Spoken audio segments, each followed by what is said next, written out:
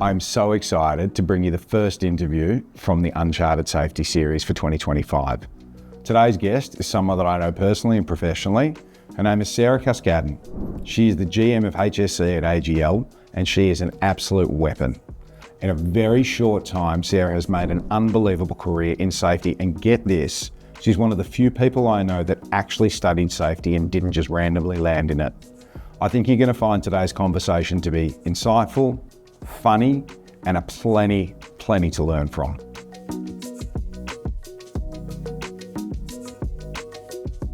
Sarah, welcome. Welcome to the Uncharted Safety Series. And the reason why I really wanted to have this conversation with you is because over the last couple of years, I've had the opportunity to meet with and speak to a whole bunch of folks that are in and around the industry of safety, well-being and health.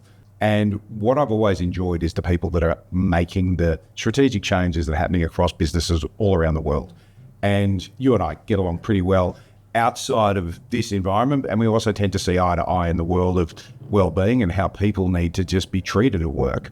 So I thought, considering you've now started this new exciting role, now would be a really good opportunity to have a conversation, to catch up with you, learn a little bit about what you've been up to over the course of the last couple of months, learn a little bit about your journey, and talk specifically about fitness for work, especially in an organisation where there is just rapid transformational change. So before we sort of get too underway, welcome Sarah Cuscadden. Tell us a little bit about yourself. Thank you. Really happy to be here. You're probably one of my favourite safety people to talk to. I love how you just get it. A little bit about me, I'm a qualified safety professional, which is kind of uncommon when you think about it. Most people in safety kind of land up there accidentally, except you actually studied it. Yeah. Intended. It was a purposeful action. People say to me, how'd you get there? Yeah. What mistake did you make to end up there? So there's two parts to this story. First one, my mum worked for WorkCover many years back. She was a private investigator. And as a little girl, I used to go sneak into her wardrobe and grab her dictaphones and listen to her recordings. And so I always say that's kind of like built in my DNA. But my first real job was as a pool lifeguard. Where? At the Oak Park pool. Okay. Yeah, misspent youth, summer, watching everyone else swim. Mm-hmm. But when you think about the premise of a pool lifeguard, it's personal safety, right? In a public arena. And I loved it. I really loved the environment, the team that I worked with, and then the ongoing changing day to day. We had a 50-metre pool, we had a kids pool, we had a water slide, we had people breaking in. But what I loved about that job was I also got to learn some technical skills. So, how to backwash a pool, which still comes in handy quite now. And then I progressed from pool lifeguard to a swim teacher, to a duty manager. So I got some leadership responsibilities. And I was doing that whilst I was at high school.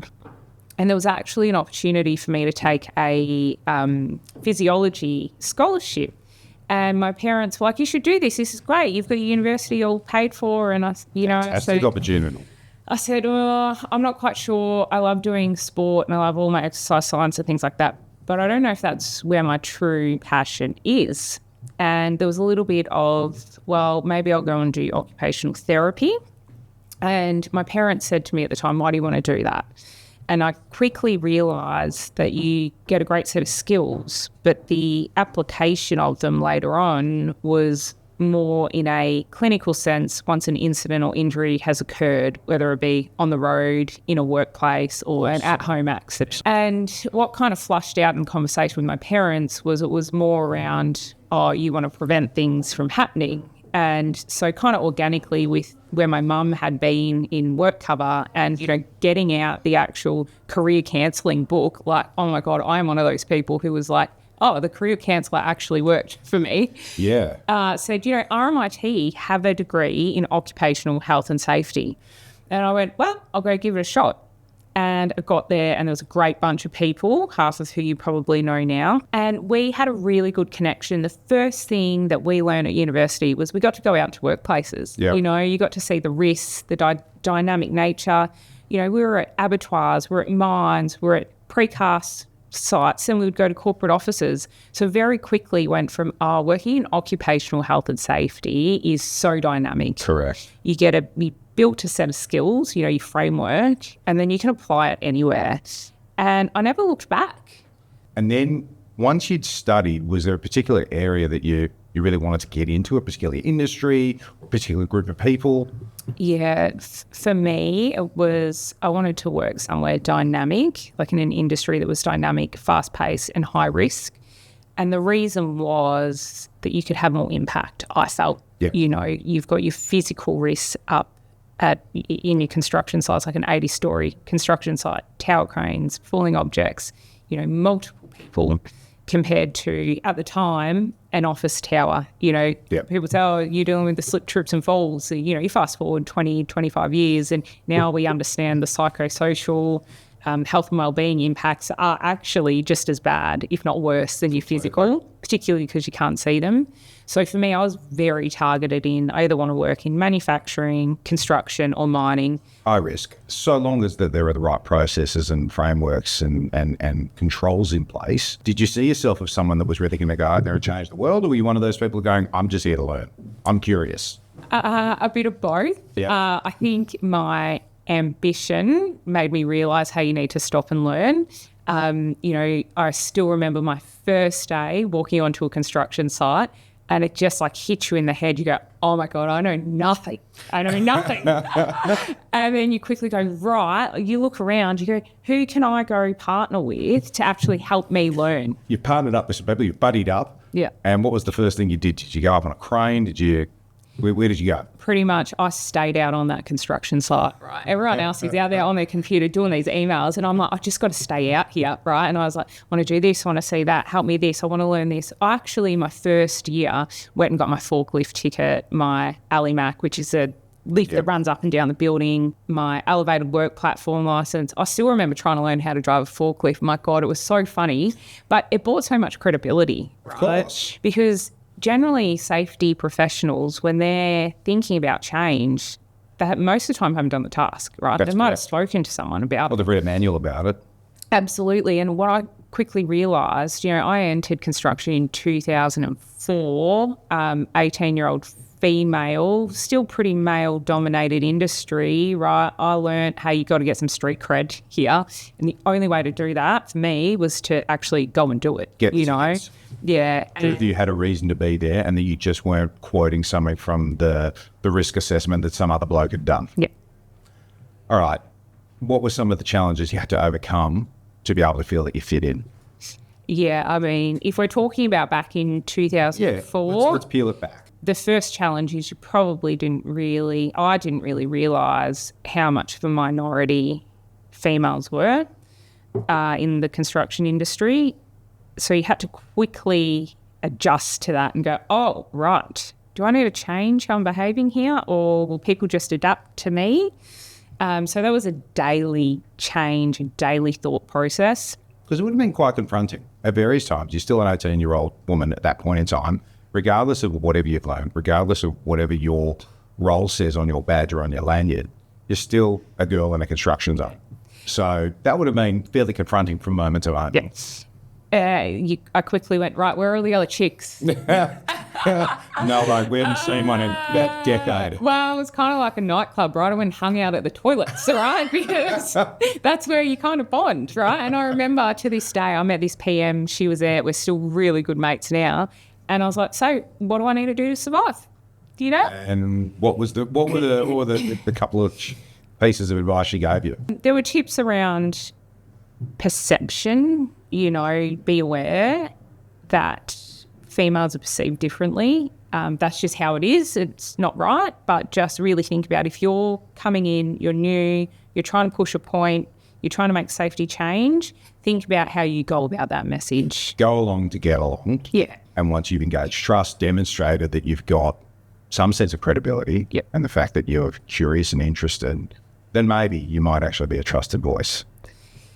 The other thing that she said to me was to go fast, you have to go slow. Okay. So just come in and for 3 months, just do nothing, right? Go walk that site.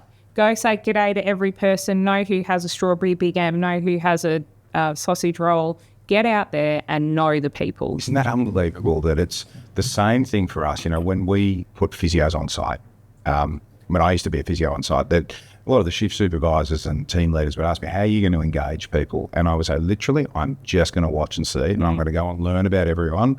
And I want to know whose kid made half a century on the weekend. I want to razz someone about whose team got beaten at footy on the weekend. I want to talk about the weather. I want to talk about politics. I want to get to know people because that makes people able to engage with. Your point about football is so right. I went home to my boyfriend, who's my husband now. He was my boyfriend at the time, husband, whatever. And I said to him, I need you to teach me about football. And he was like, yes, finally. The validation. Because that was an end to conversation. That's language. Right? That's as much as important as the tools that people are using. It's how people communicate. Yeah. So go slow to go fast. Very important. And obviously these are things now that I imagine you still take forward with you. Oh, 100%. Like, I'm sure Christina Munoz it was, who I bumped into at the toilet. I'm sure she gave me a heap of feedback. They're the two things that still resonate with me. And when I think about every role I've had since, and even to this day, when things are feeling quite chaotic, I come back to, are you doing too much? Remember, to go fast, you've got to go slow. And that's a work perspective. That's also a Sarah. Like, what have you got? Well, what do you got going on in work? What do you got going on with the kids? What's happening with home? What are you doing with just you? So that's been a really good principle for me to apply. Well, it's a great way to be able to keep yourself in check, as I say, and also, I suppose, sort of simplify it all. Yeah. Take a breath and go, okay, where am I at? And how can I actually achieve? And sometimes you've just got to dial it back to slow down and consider what's next. So you stayed in the construction industry for a while, though, after that. Yeah, 15 years in total. So you were at Multiplex and then... And then went to ProBuild. ProBuild, okay. Now, during that time, I understand you were a part of an investigation into a fatality. Are you happy to talk about that at all? Yeah, I'm happy to talk about it. Because I recall that you actually wrote about it. You actually gone through the process of publishing some of your experience on that. Yeah. It's something you care to share today? Yeah, absolutely. I mean, these are probably the moments that define you as a leader. They definitely don't define your career. And I think when you think about all the hard days that you have before a fatality and you go, oh, they were nothing, and you don't actually, I personally don't ever stop thinking about a fatality. For me, I had just moved into the head of health and safety at ProBuild at the time. I was maybe 28, can't remember. Still, the construction industry was moving to, let's have females in leadership positions. They can be trusted. Typically wasn't in your health and safety space. I think I had maybe one peer in another construction company who I could chat to. But I certainly felt, I had the support of the CEO and the executive team, but I kind of felt murmurs around the business of, we're letting a 28-year-old run health and safety, blah, blah, blah, blah, blah. To every one of the naysayers, there's like 10, you're doing a great job, we've got you. 3 months in, we unfortunately had a fatality. It was through no fault of mispractice out on site, and that doesn't make it any easier, but you immediately start asking yourself, what did I do? What didn't I do? Possibly the hardest thing I ever had to do in my career was attend that funeral. I begin to imagine how hard that would have been, just to observe it and witness it and to talk to the family afterwards. Yeah, and then to go to site every day, and I think about not me, but construction workers, project teams who are there every day experiencing that. And it really has shaped me to think about when we do have incidents, injuries out on sites or in corporate offices, how you respond. There are some people who are like, we've had an incident. Cool, great, they've reported it. Like, step one, let's breathe. Is everyone okay? And you start doing your triage. That point in time, it took me a while to do reflection on that, to be honest. Was that a maturity thing? Was that you're not ready to process it at that point in time? So there's not a lot of people in your network who've typically dealt with a workplace fatality. At that point in your career anyway. Yep. Your primary focus is on the family, the site, the business. And guys that work at the site. Yeah, I put myself quite low in the list, not intentionally. You don't realise what you're doing. And again, that's something I learn from every day in terms of, okay, let's look at this positively, forward looking. What do we need to do to make sure that doesn't happen again? You know, how are we coaching our people? What conversations are we having early on? How are we supporting them? How are we building resilience too, right? Like when I think about fitness for work, and I know we'll talk about it later on, but where the opportunities are is, you know, generally we talk about resilience when something bad is happening. Oh, this is great for your resilience. No, well, could you teach me some resilience when I'm not in a high pressure situation? When I'm just trying to like breathe and extricate myself and stop my autonomic nervous system going into absolute overdrive. Yeah. And so something I really try and focus on is, okay, today was a good day. Why was it a good day? I was really resilient in this situation, or I just focused on my breathing before a meeting. They're all things that I learned after the fatality, you know, because it's high pressure every day. You don't know what's happened. You don't know what's going to happen next. You're investigated for 3 years. You do have to have some kind of internal framework and coping mechanism for that. So the pressure cooker's on afterwards. How long does the pressure cooker stay on for after a fatality? How long does the workplace feel skittish? Well, in this instance, for the rest of the project, you just can't. It does go away, you know? Yeah. So you have to really think about how you nurture that site team, the contractors, how you rally around them. Construction sites are like football teams. They're together all the time, you know, and they have wins, they have losses, they're strategizing. You do have your forwards, your backs, your centres. You've always got a hero. There's always someone who's tall, and there's always someone who's running around like crazy.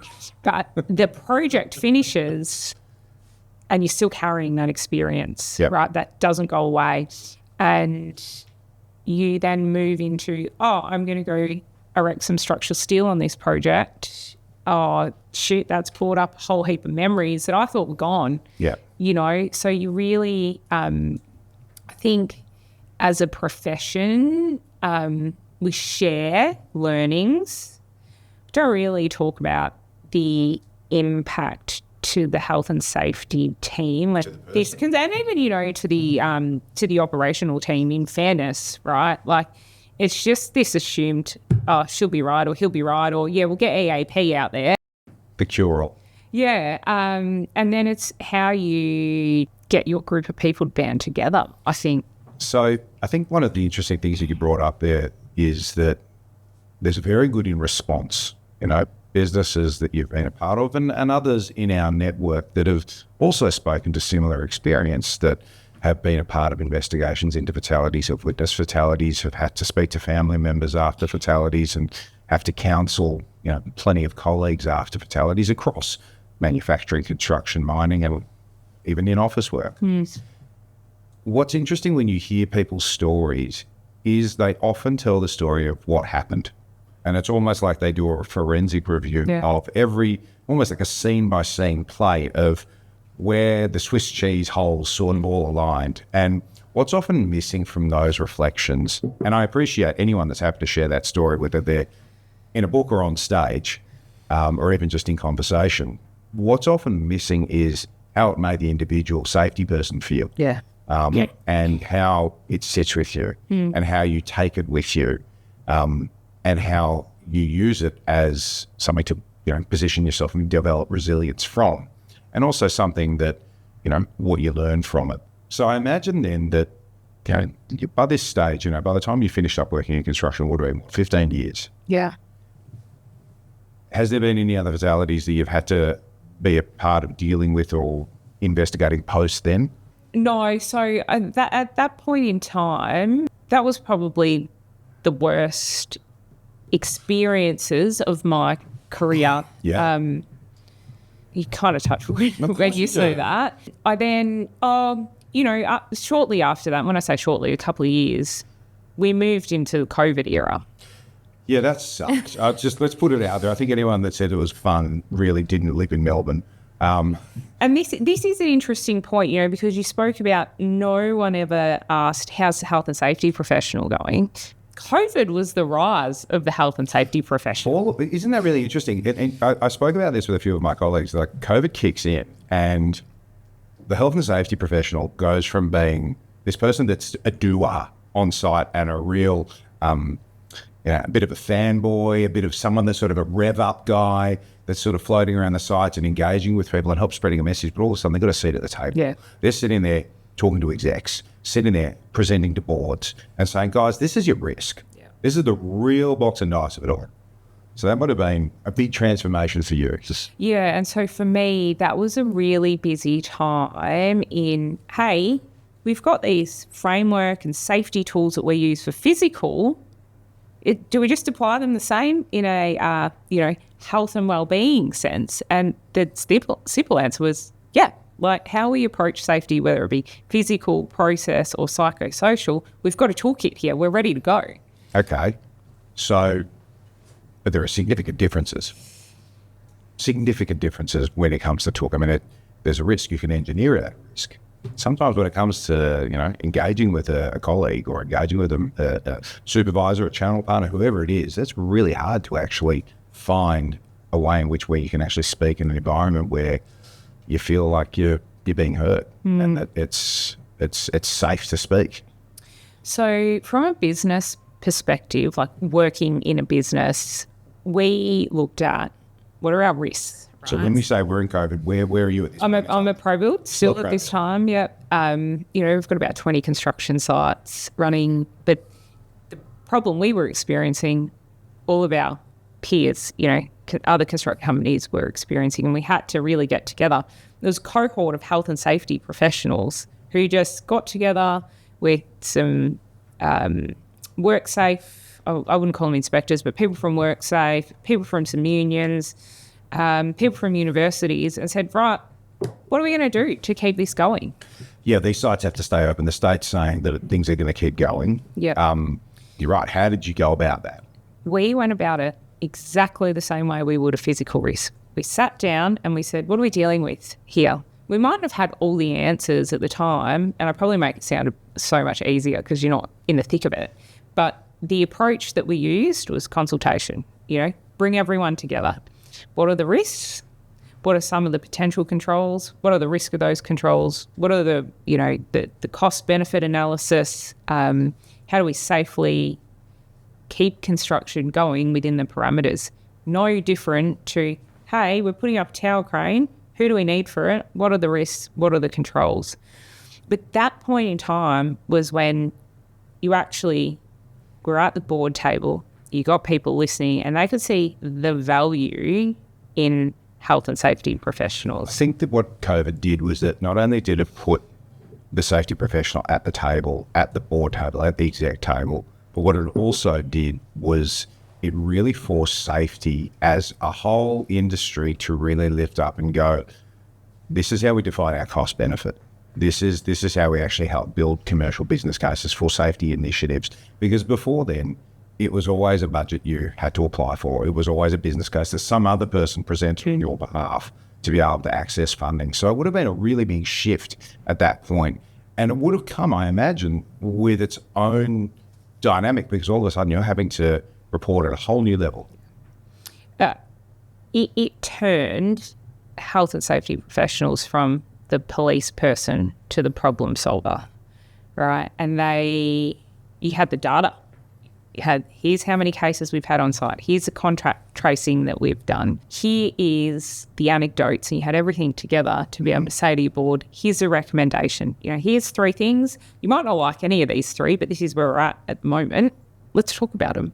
It really demonstrated that health and safety professionals have gone from out on site technical to, hey, we've got a whole heap of different skills. That's when I think back to, Sarah 2004 on the construction site. I was a technical health and safety person. You fast forward to now and it's like, oh, I've gone and built this skill. I've gone and built that skill. I love working in that space. And I think that's the really great thing about health and safety. You can work at a mine site, you can work at a bank and still have impact. So it's fairly easy for someone to envisage and understand the impact of a safety person when there is an environment for them to, literally a physical environment to work in and be in and engage.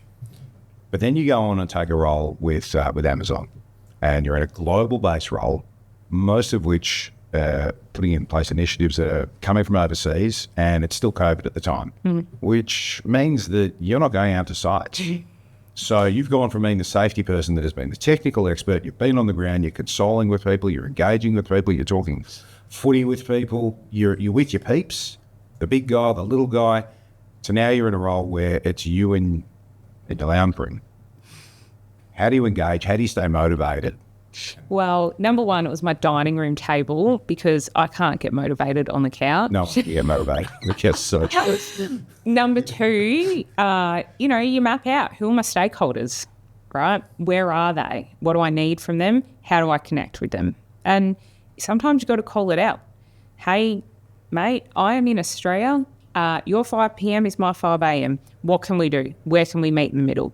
Really had to think about how am I going about work, because work as imagined versus work as done. I've heard that written down somewhere. For me, it was very different, right? But it gave me some ability to think about my family at that time. You know, most people had 2 adults and a kid or many kids at home. The benefit for me was I was like, okay, I can change my schedule a bit and then still be working with those who are across the globe. Yeah. We did have to get creative, right? Like, hey, can you take photos? Can you record me this? Let's take our laptops out to site, like things that are just normal now.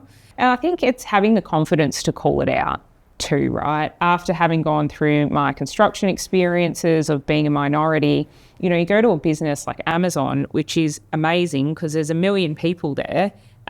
The gender split is 50-50, and then you've got diversity from race, so there's all these other people who, you're all of a sudden, like Sarah, white female, you're not a minority anymore. No, you are just another face. Yeah, and so then you start thinking, right, how might that person be feeling in this meeting, and what do I need to do with them, and how do I invest some extra time?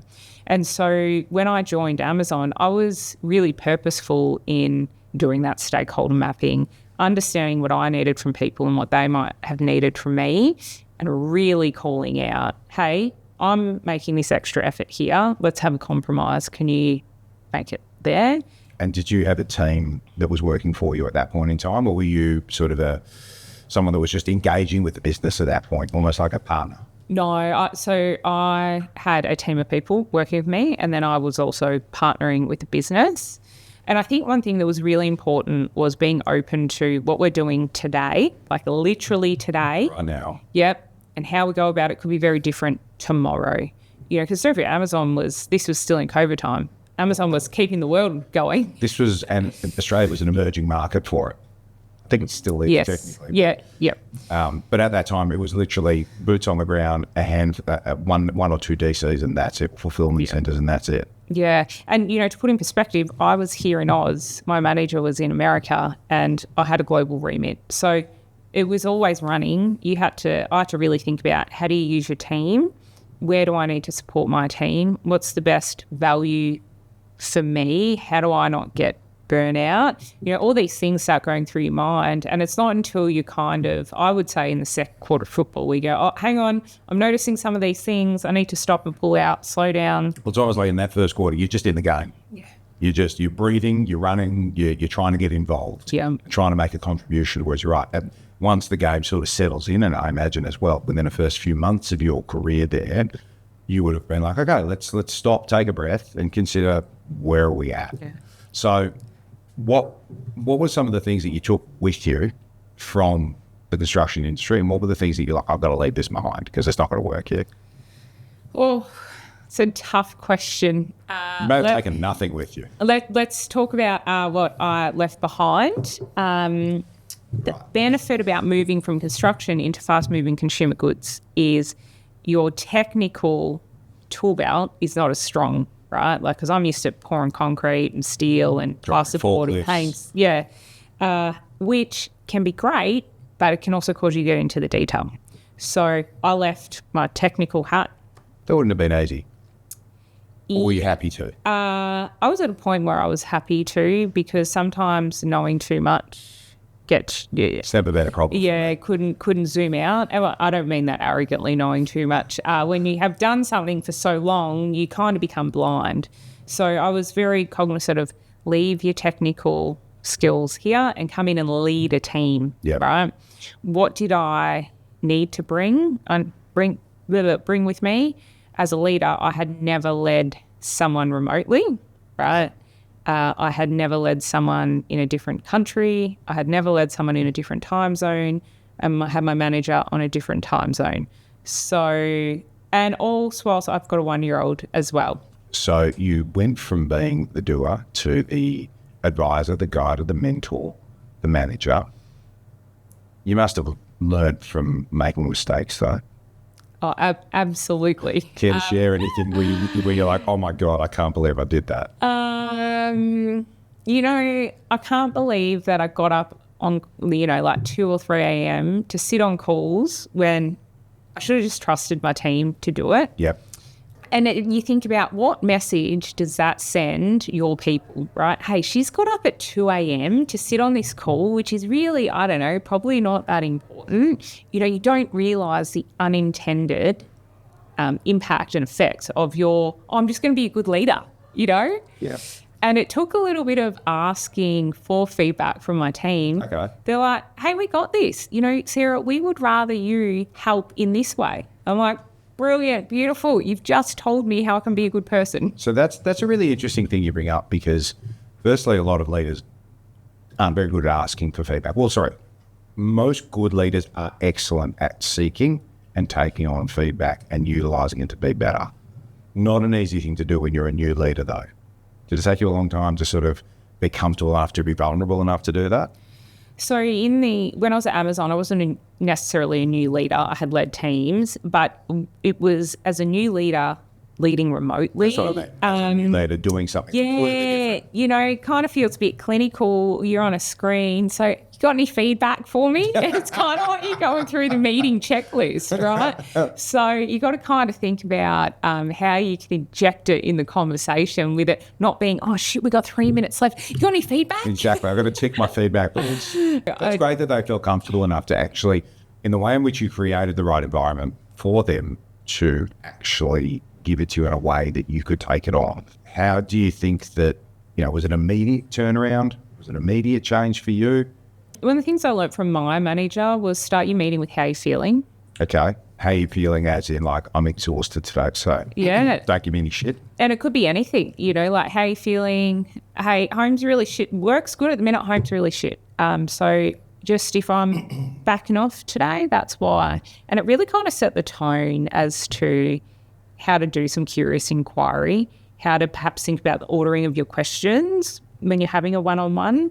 And the other thing I learnt from my leader at the time was, Sarah, one-on-ones are not for you as the manager to dump shit on the team, right? The one-on-one is for the individual to come to you with, here are a whole heap of things that I have that I want to talk to you about. You're the receptacle at that point that they are giving it to, so to speak. And it's very different to the way you might have been trained, or the way that you think about previously as what leaders do. Yep. Leaders are coaches. They talk to a team of players. So then if that's the case, and we know this, and we know this because we've worked in it, we know this because that's just how we are, you and I, but a lot of people that might be listening in, watching in, but the 6 or 7 of them that do, why is it that there are so many problems then, and that we now understand so much more about mental health problems in the workplace? Why are there so many problems? If we know this, why are there issues? I think that we have changed the narrative in terms of let's talk about it, okay. And so with let's talk about it, people actually go, oh, that's what I'm experiencing. Oh, so that it's actually creating connection. Yeah. So this is mental health over here, and this is how I'm feeling over here, and you've asked me over here, creating this sort of this connection to it all. people are starting to realise that. I think they're also feeling comfortable to perhaps speak up about it. There's also additional interventions, mechanisms, support functions to help that. You know, if you kind of rewind 20 years ago, like when I think about when I started on a construction site, we didn't have EAPs sitting on the jobs. We didn't do a psychosocial risk assessment. I definitely didn't write in the board paper on the 14 psychosocial hazards. We weren't talking about an ageing workforce. The most dynamic thing that we would do, or thought-provoking, emerging risk, whatever buzzword you want to use, we spoke about was English as a second language. So I think the increase is, for me, not surprising because we have created comfort and a space for people to talk about it. And also, as people are starting to raise what they're experiencing, we, and I use the collective we, corporate, is providing avenues to improve or to enable you to come to work, just like you would a physical injury. You know, we've finally got that mindset of physical and psychological are actually injuries and you've got to treat them. When it comes to understanding somebody's mental health, are we at a stage where people should feel more comfortable to go, well, have you caught up with your doctor? Have you spoken to EAP, or are you speaking to anyone? Are you taking anything? Do you think that we in corporate Australia should be better at doing that, or should be moving further to that? I think with anything in corporate Australia, there's always emerging topics, and where we need to get better is how do we build capability in our leaders to be able to support whatever is new, right? Like we often lag, like think about AI, I don't know. I've heard about it. Think about, when we got reversing cameras on cars. We can't have reversing cameras on cars. It's like, no, you're not used to it, right? Yeah. So as corporate Australia, we are, I feel, getting better at identifying how we give leaders skills to adapt. Skills being the soft skills, the ability to stop, reflect, pause, think, enable a space for people to talk. Yeah, and also, hey, what do I need to know about this? Like, this is new for me as a leader. You know, like Sarah 5 years ago didn't have to lead psychosocial safety. She started reading about it, and that trickles down to everyone, you know, and just because the safety team might be thinking and they're leading it, the operations leaders are feeling it, and they're the ones who are actually dealing with it. Most right? importantly, I think you got to the crux of it there, that at the end of the day, it's the ops leaders, because they're the people who are controlling the teams. Yeah. The people. They're the guys that are building the pyramid, so to speak, and actually getting the product out the door, onto trucks and out the door into the customer's hands. So then fast forward to today. You've ended up in a little small fledgling business in the energy sector. You're at AGL, been a couple of months now, and this business is undergoing significant transformation. I mean, you really don't have to read too many papers, too many articles. AGL is very much front and centre for transformation across a number of different fronts. So how do you then go about taking all of this knowledge that you've amassed from understanding physical risk, understanding mental health risk and psychosocial risk, understanding experience working with different peoples from different backgrounds, from different origins? How do you then take all of that, leading teams remotely, leading teams on the floor, take it to this organisation, which is doing a whole lot of stuff all of the time, affecting every single person that lives in this country? How do you go about creating an environment that is safe when everything is constantly moving? That's a big question to unpack, Rod. What I would think about is, you always want to start with what's your business vision and purpose, right? And things I've learned along the way is sometimes businesses who care so much about safety, they put it over here, right? You got your core business here. Safety is so important. Let's elevate it over here. And then it's disconnected, right? So for me, I look at what is my business doing? Where do they want to go? What is their purpose? What's the 1 year, 3 year, 5 year strategy? How does health and safety fit into that? Right? So that it's all one language, all one messaging. What's the risk of energy transformation? How does that flow on to health and safety risks? How do we build a framework to then support operations to continue going, to support operations in transitioning and then to support the new way of work. Fairly broad strokes, but actually really, really succinctly put. So then let's cast our mind back a moment. If you were to sit down with Sarah, who's just done her degree, and you obviously already heard the words of, go slow to be fast, and what was the other one? Just do nothing. Just do nothing. Just do nothing. Well, watch, observe. Watch and observe. Yeah. Listen, don't talk. What were some of the things that you'd also want to say to Sarah now knowing what you know? A couple of things. One, it's funny because I said go slow, and personally, as a female, I would say don't wait. So a lot of people said wait till the right time to have kids. Let me tell you, it's difficult no matter if you're 28, 29, 30, 31, 37, 38. You are going to deal with a challenge all the time, right? And so whenever anyone says to you, now's not a good time, now is never a good time. And that's for anything, yes. Right? Whether it be making a family decision, taking a holiday, going on a course, right? Whenever anyone says that, that's when you go, oh, hold on a minute. Like, this is important to me. This is important for me to be a good professional. Yep. Right. The other advice I would give to myself, always learn more. I learned more in my space, and now it's like, I wish I had to learn a bit more in finance, or I had just spent more time learning in other spaces. I really invested in the health and safety space. Well, as you said, that was the beginning of the journey. I mean, you were the technical expert, then you became the leader of the technical experts. So in going through that process, you don't like to sort of cut yourself a break at this point. I imagine, yes, you can always, being an achiever, a high achiever, and an ambitious person, you always want more, you always can stretch for more.